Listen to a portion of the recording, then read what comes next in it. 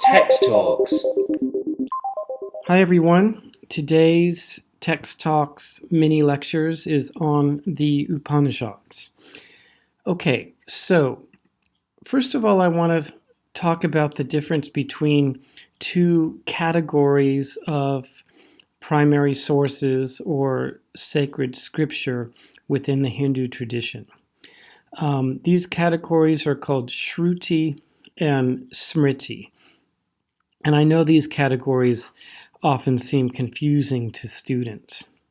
Now, Shruti basically refers to those texts that are considered to be timeless, whereas Smriti, as you'll notice, are texts that are also very important to Hinduism, but Smriti texts have an author, or at least are texts that are claim to have an author.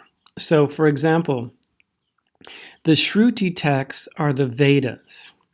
The Vedas are considered to be timeless. In other words, the Vedas are considered to be texts that have always existed and were not composed at a particular place and time. Smriti texts, for example, the Mahabharata, are considered to have an author. So even if that author might be mythological, might not be an author that we claim, that we can say truly existed within history, we can say that according to the tradition, Vyasa is the author of the Mahabharata, or Valmiki is the author of the Ramayana. So that's one, I think, huge difference to remember between Shruti and Smriti. And another thing is that Shruti includes the Vedas, which includes the Upanishads, and Smriti is other texts that most scholars would agree were composed a bit later. The Smriti texts that you're most likely to encounter in your studies are texts like the Bhagavad Gita, the Mahabharata, the Ramayana, maybe the laws of Manu as well. Okay, so today's lecture is on the Upanishads, and the Upanishads are part of the Vedas, but on the other hand, they're the final section of the Vedas, and they're usually referred to as the Upanishads. So in other words, when you are studying a text like the Rig Veda will always be considered a Veda. But the Upanishads are often talked about without the word Veda. But you should just remember that they are part of these larger texts called the Vedas. Now, let me just sort of situate the Upanishads within in terms of how they relate to other Vedic texts. Basically, there are four genres of Vedic texts. Those of you who are looking at the slideshow along with this lecture, we're now on slide 3. So there are four genres of Vedic texts. The first is called the Samhitas, the second is the Brahmanas, the third, the Aranyakas, the fourth, the Upanishads.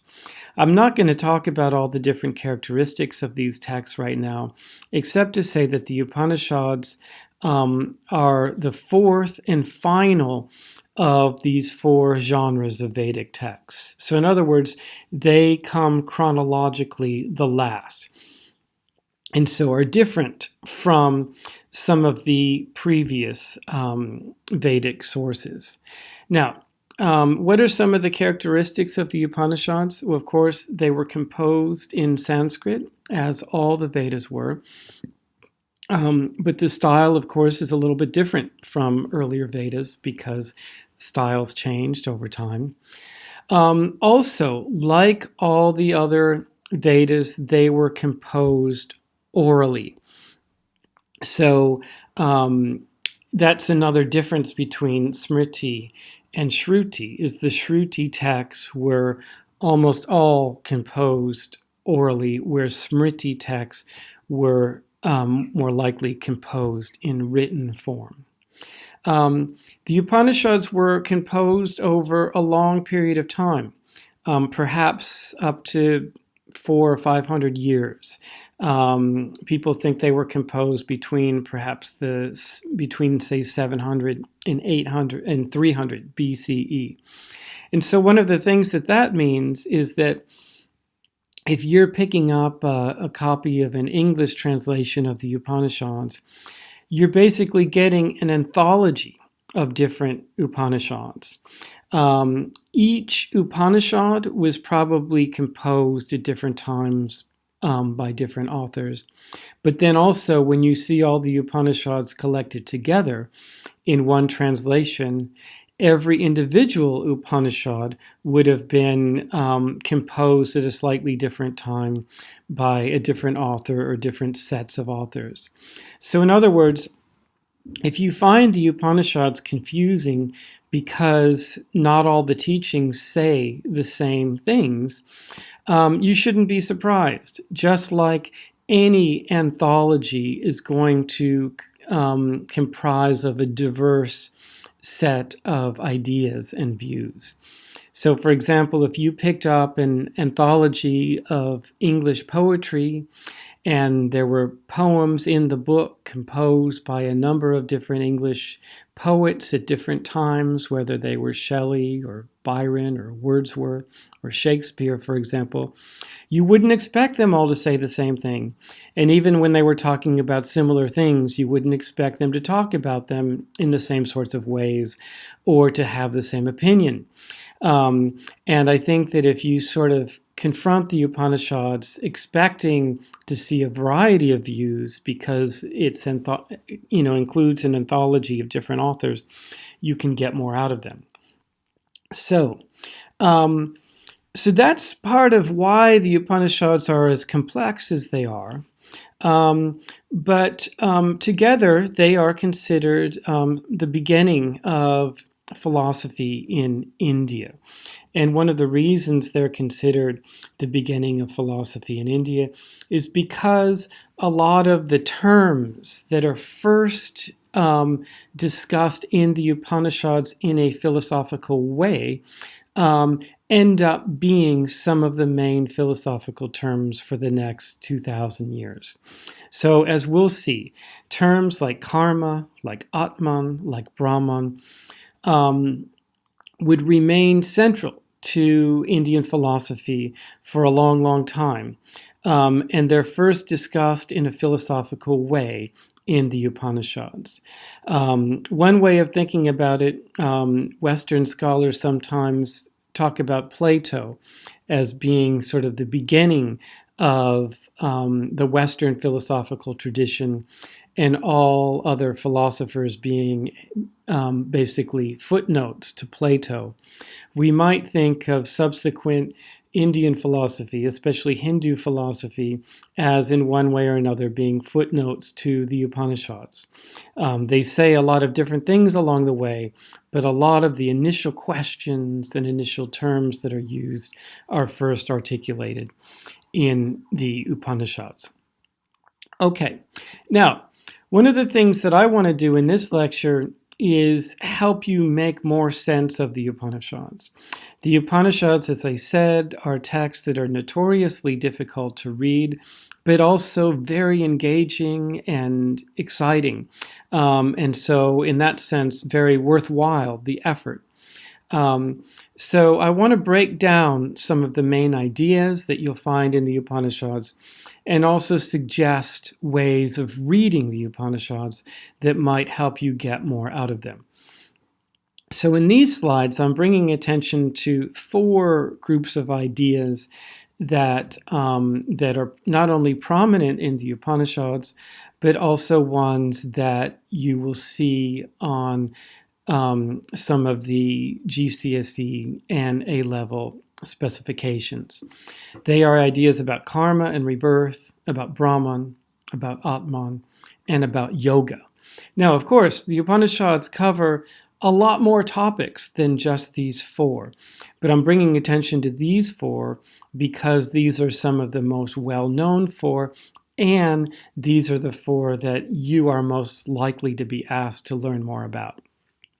Now, another thing worth bringing attention to in the Upanishads is that as anthologies, they not only consist of different teachings by different teachers that were collected over perhaps long periods of time, they also include a variety of different genres within them. So, for example, from one page to the next, you might find poetry, you might find description of a Vedic ritual, you might find a ritual for how to have babies, you might have a narrative description of a teaching between a teacher and a student. There are a lot of things in the Upanishads that even the top scholars today don't completely understand. So if you're struggling as you're trying to read the Upanishads yourself, don't get frustrated. Just keep going on because, these are difficult texts.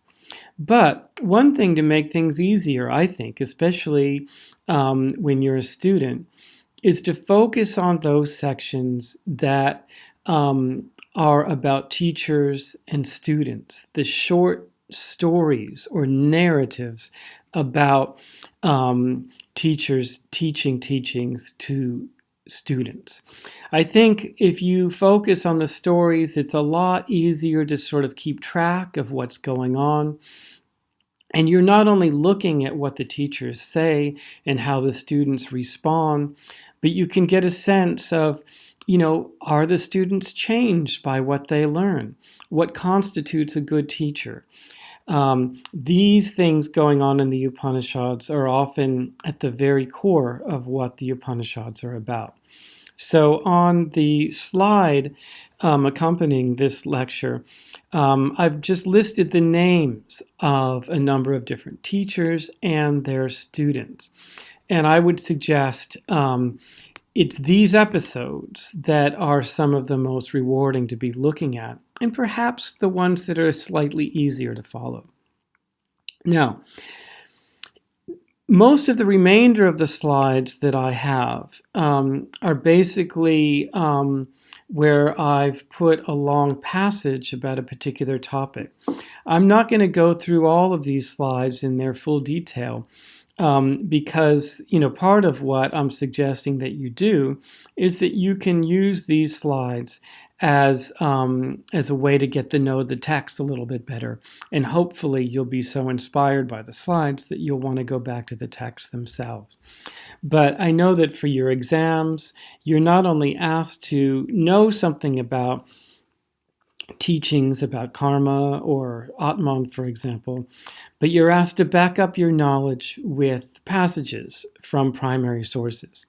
So what I've tried to do in these slides is show you what some of the main passages about these concepts. Once you sort of get a feel for things, I'd certainly encourage you to go out and get your own copies of the Upanishads and look for more examples. But I think that these examples are a good place to start.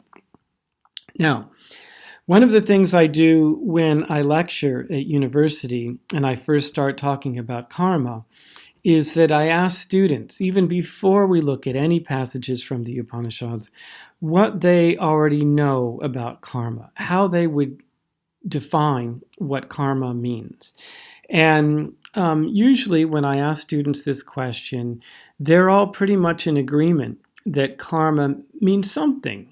Today, in English, means something along the lines of basically the actions that you perform have consequences, and that if you perform good actions, that you can expect good consequences, and if you perform bad actions, you can expect bad consequences.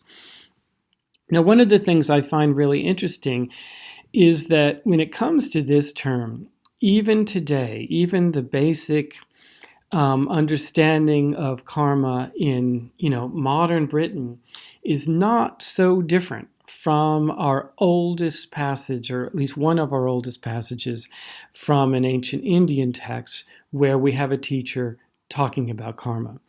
In this case, I'm referring to a passage from the Brihadaranyaka Upanishad, a passage in which the teacher Yajnavalkya is telling the king Janaka about what karma is. And as he describes it, he says, what a man turns out to be depends on how he acts and on how he conducts himself. If his actions are good, he will turn into something good. If his actions are bad, he will turn into something bad. A man turns into something good by good action and into something bad by bad action. I find it absolutely fascinating that even today, our basic understanding of karma can be so similar to this passage as articulated by Yajnavalkya. However, one of the things that perhaps is different from how karma is understood in Britain today to how it is understood in an ancient Indian context is that I would imagine that most British people, especially people who are teenagers studying for their GCSE or A level, probably don't believe in reincarnation. Whereas when we first find karma talked about in the Upanishads, there is this assumption that karma takes place not only over a single lifetime, but over multiple lifetimes. So, for example, the good actions that you perform now not only will have consequences later on in your life, but will have consequences in your next life, and your life after that, and your life after that, and your life after that, etc.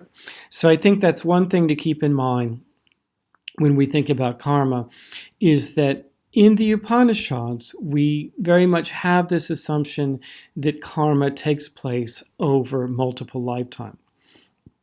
Now, on the fifth slide, I have a passage in which Yajnavalkya is talking about karma taking place over multiple lifetimes.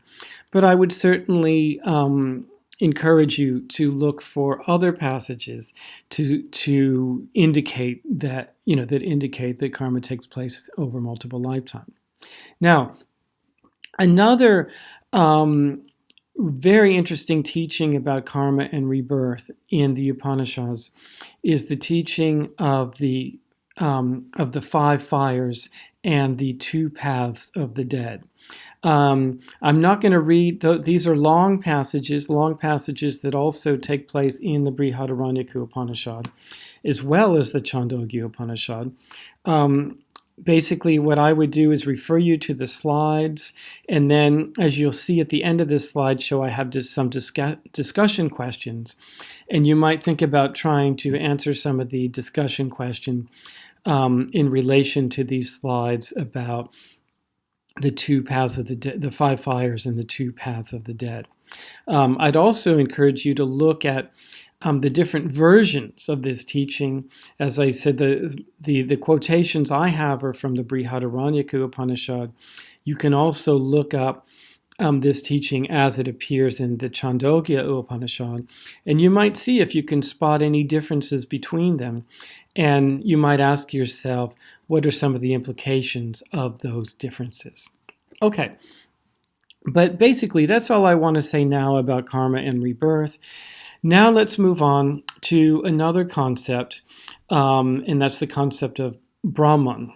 Now, Brahman is a very difficult word to translate because it can mean a number of different things. Like the word karma, it's an old word that exists way before the Upanishads were composed. But also like the word karma and the word Atman, it really starts taking on a more philosophical significance in the Upanishads. Now, even in the Upanishads, Brahman can mean a number of things. But I think one of the things that you'll need to know about this word is it often refers to ultimate reality, some sort of understanding of a oneness that underlies everything that exists. So I have two slides on Brahman, and on the second slide, I have two passages from the Upanishads, one from the Brihadaranyaka Upanishad and the other from the Taittiriya Upanishad, both which talk about Brahman. One that about the first quotation, it starts, when all desires that dwell in one's heart are let go, mortal becomes immortal, one reaches Brahman here. So one of the things that's interesting here is the sense of that somehow knowledge or understanding of Brahman can lead to immortality.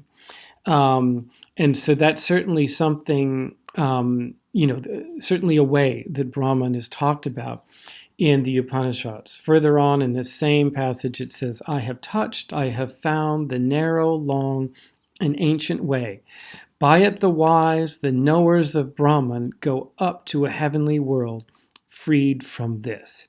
So, in other words, it's this knowledge of Brahman that kind of gives you this eternal life or this better afterlife.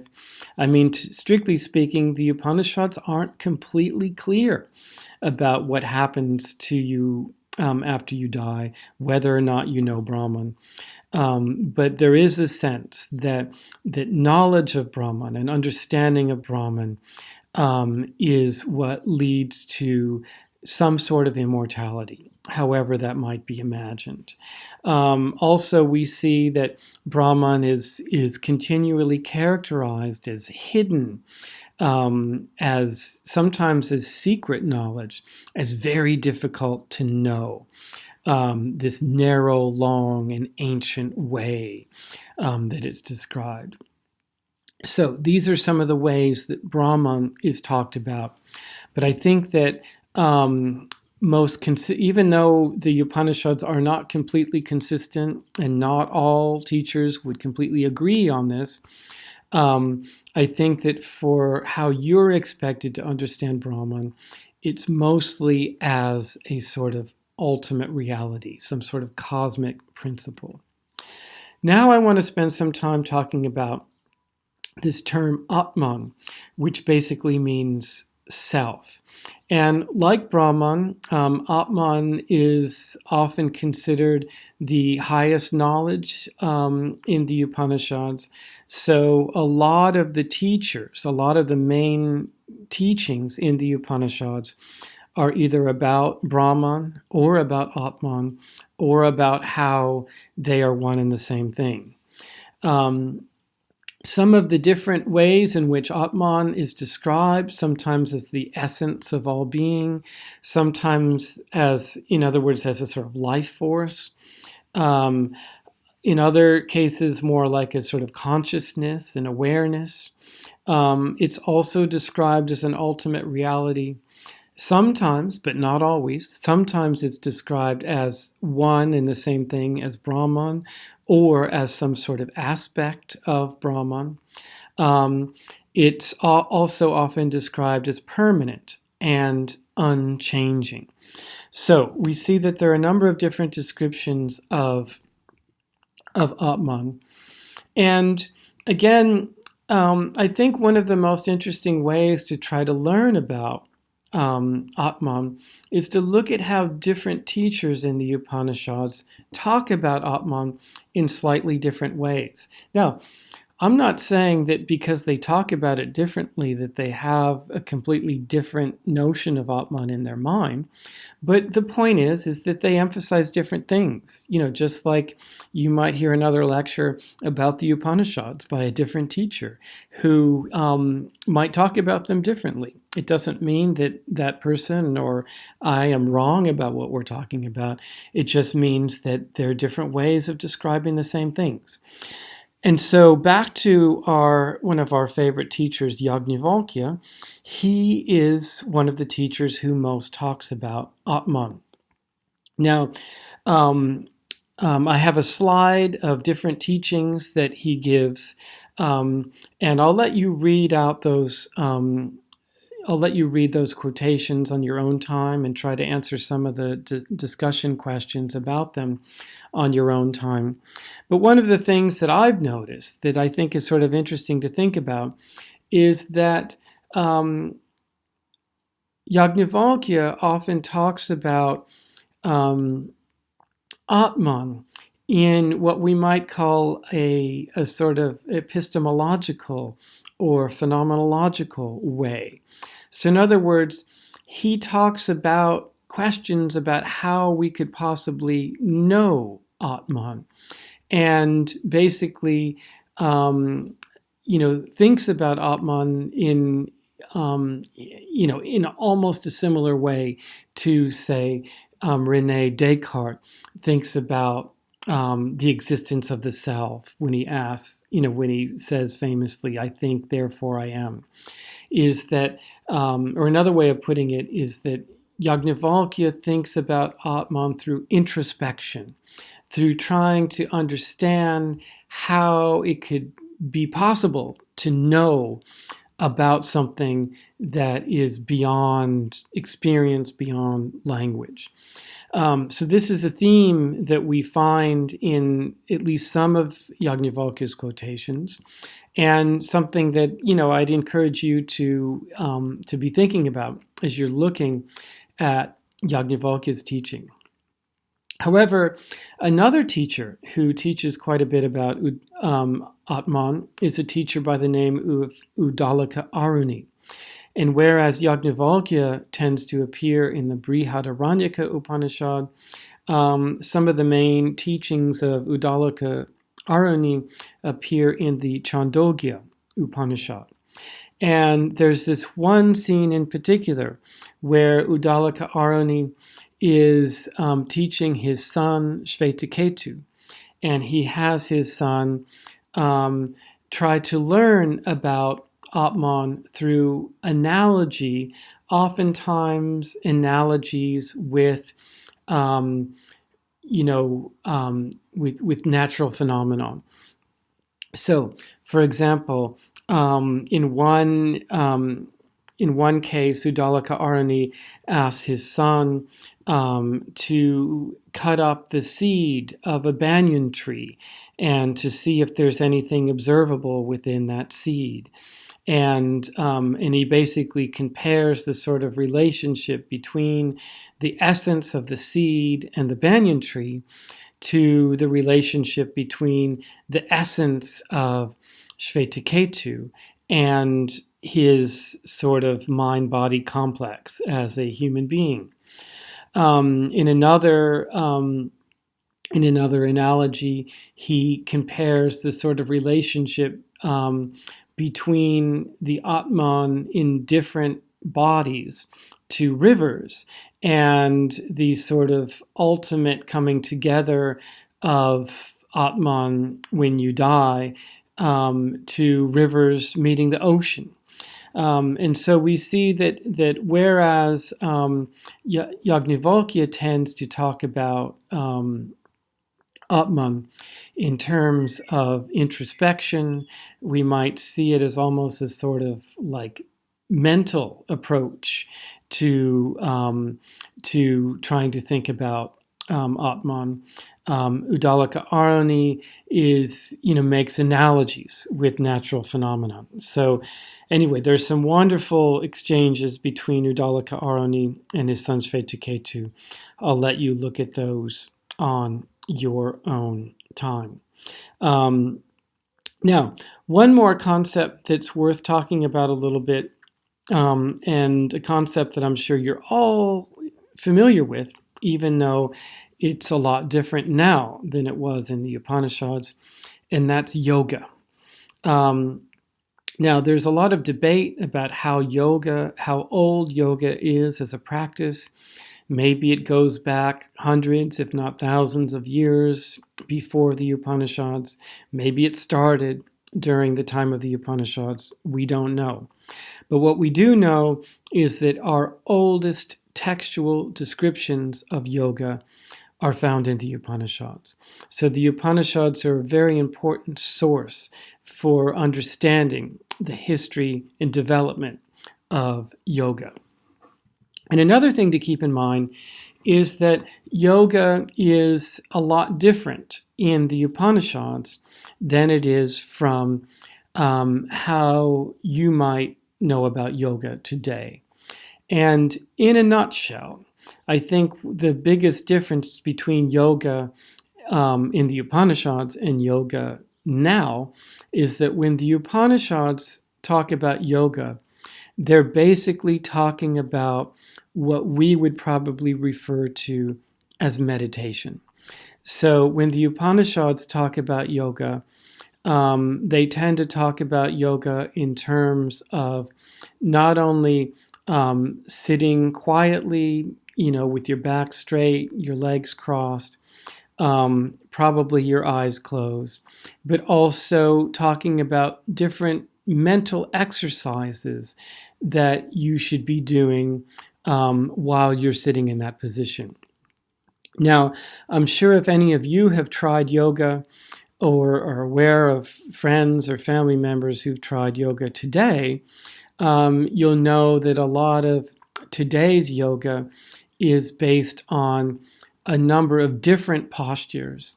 And for some people, yoga today is as much about health and fitness as it is about any sort of philosophy or spirituality.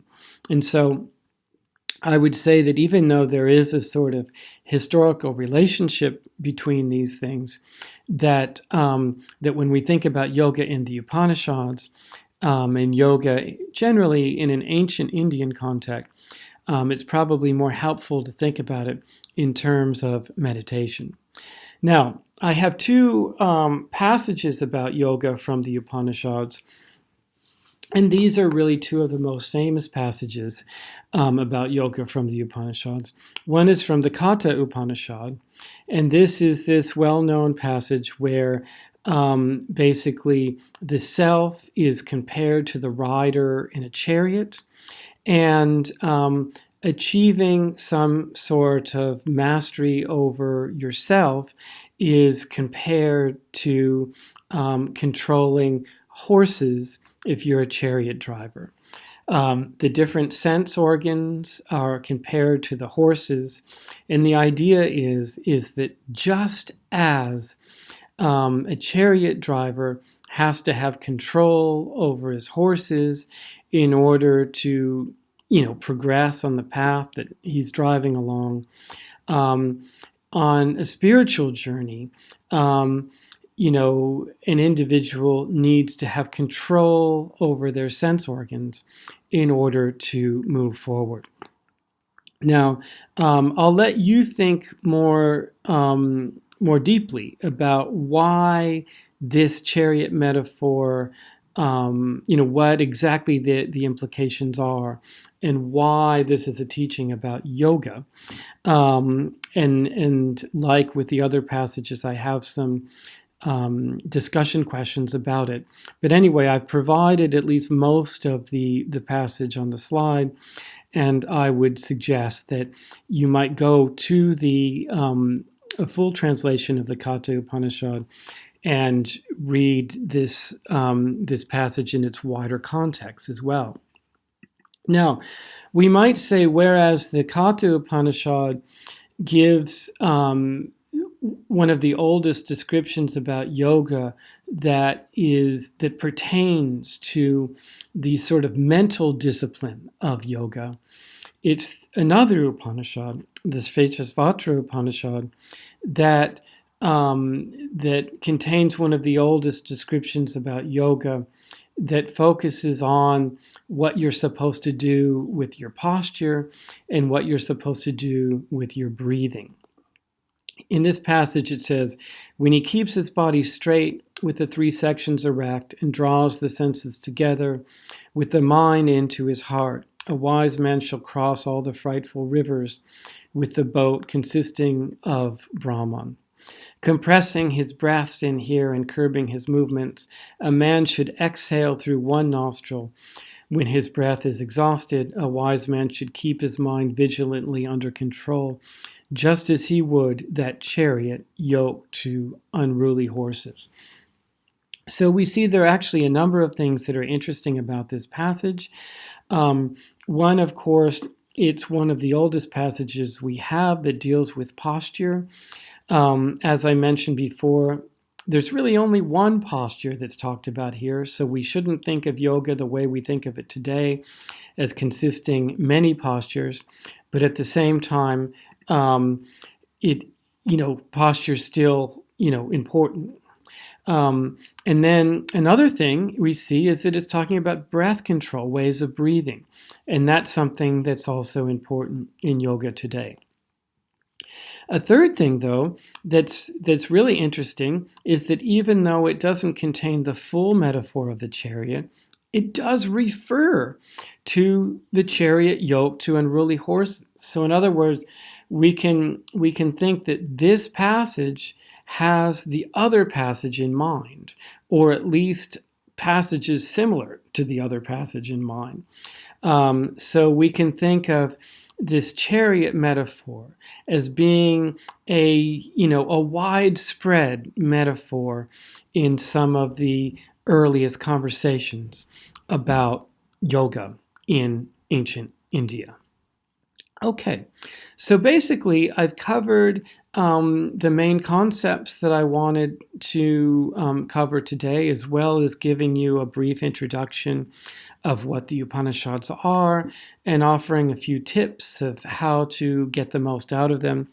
There's one more thing that I want to bring attention to in the Upanishads, and that is the presence of a number of female characters in the Upanishads. Now, one of the things that's quite clear and should be mentioned at the outset is that the Upanishadic world, unfortunately, is a male-dominated world. Most of the main teachers are men. Most of their students are young men. And there's actually quite a bit of what we would consider sexism in the Upanishads as well. However, unlike a lot of sacred texts from other traditions around the world, there is a pretty important representation of female characters. So in one case, we have the woman Gargi, who appears in a debate with Yajnavalkya. And even though she doesn't win the debate, she sort of distinguishes herself above and beyond all of Yajnavalkya's other challengers. Another woman that we find in the Upanishads is Maitreyi. She's the wife of Yajnavalkya, and she's somebody that Yajnavalkya discusses philosophy with. So even though, there's a sense that women aren't sort of the main contributors to philosophical discussion, they're not the people you'd most expect to be in a public philosophical debate or discussing philosophy privately in the home. On the other hand, they're very much at ease and represented as discussing philosophy both publicly and privately. And so I think that that's something that we should really notice and think about what some of the implications are there. And then there's another figure, Jabala, who teaches her son the proper method for approaching a Brahmin teacher, and she appears in the Chandogya Upanishad. So these are all characters that you might pay attention to as you delve further into your own explorations of the Upanishads. And the final few slides I have for today's lecture, I have 3 slides of discussion questions, and then I have a slide of primary and secondary sources. As usual, I've tried to include as many online sources as possible, and then I have some general readings on Hinduism. So thank you very much, and I look forward to talking to you during our next Text Talks lecture. Thank you.